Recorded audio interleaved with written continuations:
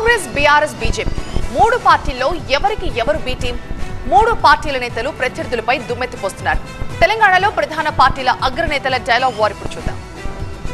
నాకు తెలుసు కేసీఆర్ బిడ్డ బెయిల్ కోసం ఇవాళ కాంగ్రెస్ ను ఓడించడం కోసం నరేంద్ర మోడీతో చీకటి ఒప్పందంలో భాగంగా మహబూబ్ నగర్, చేవెళ్ళ, మల్కాజ్గిరి, భువనగిరి, జహీరాబాద్ 5 పార్లమెంట్లలో చంద్రశేఖర్ రావు నరేంద్ర మోడీని గెలిపించడానికి సుపారీ తీసుకొని బీఆర్ఎస్ కార్యకర్తలు ఇవాళ బొందబెట్టి వాళ్ళ ఆత్మ గౌరవాన్ని మోడీ కాళ్ళ దగ్గర తాకట్టు పెట్టిండు.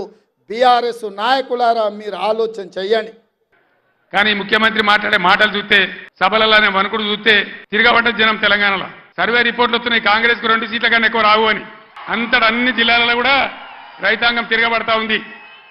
అందుకే ముఖ్యమంత్రి నిన్న నారాయణపేట సభలో ఆయన భయం, ఆయన కంపం చూస్తే ఈ గవర్నమెంట్ ఏడాది కూడా ఉంటట్లేదని మనం చేస్తా ఉన్నా.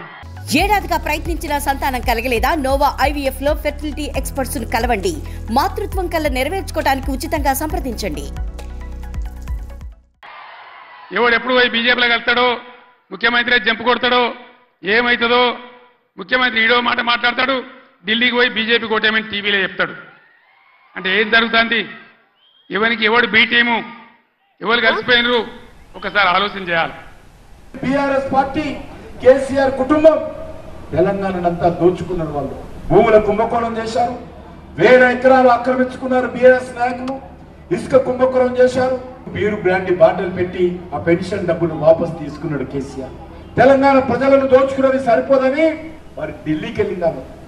ఢిల్లీకి వెళ్ళి అక్కడ బీరు బ్రాండ్ వ్యాపారం అక్కడ చేసి పట్టుబడ్డది. ఈరోజు ఆమె ఎక్కడుంది? తిహార్ జైల్లో ఉంది. ఎందుకో ప్రజల డబ్బును తిన్నందుకు. తన కొడుకు ముఖ్యమంత్రి అయితే ఆ ముఖ్యమంత్రి కుర్చీలో కూర్చుంటే చూసి మురవాల. అది కేసీఆర్ ఆలోచన.